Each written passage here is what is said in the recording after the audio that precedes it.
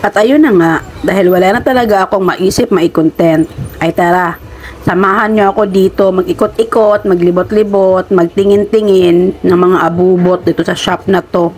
Dito pa rin ito sa may street market ng North Point dito sa Hong Kong. Dito ako malapit na matambay kasi malapit ito sa elderly center. While waiting kay Lola, dyan ako tumatambay, tingin-tingin. Ayan, at dyan nauubos yung 10-10, 20-20 ko. Ang gaganda ng mga quality ng mga sombrero nila dyan. Minsan dyan kami bumibili ng pampasalubong namin. Ito din no, matagal ko na talagang gusto yan. Gustong magkaroon ng wig na yan. Gusto kong subukan kung bagay sa akin, pero parang duda ako. Duda ako dahil sa bilog ng mukha ko, mukhang hindi talaga siya uubra. At dahil sa wala tayong magawa, ayan, nagtatry-try si Inday ng mga eyeglass or mga eyewear. Pero walang mga grado yan. Pang churva lang yan, eklavu. Aesthetic lang ba? Aesthetic. Mindset ba? Mindset. Aesthetic, aesthetic. O ayan, hindi pa nakontento sa isa. Hinalawa pa talaga ang pagsusukat.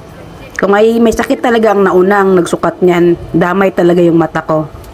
O, Betelapea, ikaw ba yan? Oh, sige. Maganda ba? Pumili nga kayo kung alin ang maganda dyan. Babalikan ko. Sige, Inday. Magkakatarata ka talaga dyan sa ginagawa mo. At ayan na nga, diba? Ang ganda ng kulay niya mga bet na bet ko yan. Pero hindi naman talaga ako mahilig mag-sombrero. Ito na, Amerikanang hilaw. Amerikanang Bisaya. Pati mukha, Bisayang Bisaya talaga. So, kung hindi pa tayo nakaka-afford ng mga gold totoo, dito muna tayo magtiyaga.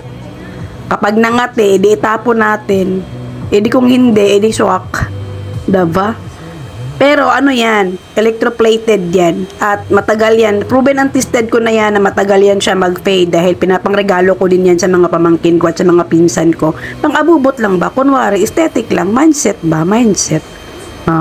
Kunwari, mahaba yung buhok ko, namimili kunwari ng ganyan-ganyan, pero wala lang.